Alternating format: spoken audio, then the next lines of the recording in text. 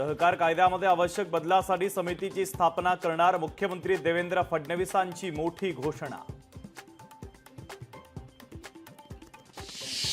कर्जमाफीच्या मुद्द्यावर बच्चू कडू आक्रमक। बच्चू कडू उद्या शिवेंद्रसिंह राजेंच्या घरासमोर रक्तदान आंदोलन करणार।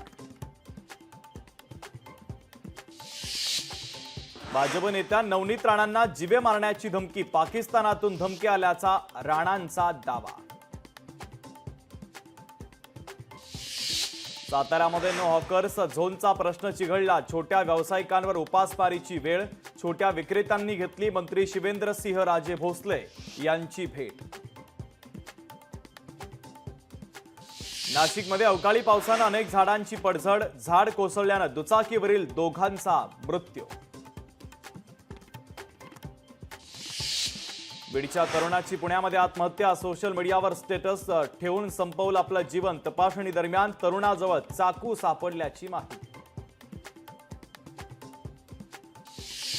बीडमधील पोलीस मुख्यालयाची इमारतीची दुरावस्था। मुख्यालयामध्ये राहणारे पोलिसांचे कुटुंब असुरक्षित। पहिल्याच पावसात इमारतीच्या बांधकामातील भ्रष्टाचार उघड।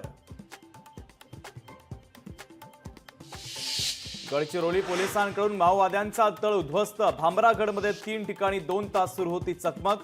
चकमकीत नक्षलवादी जखमी किंवा ठार झाल्याची शक्यता।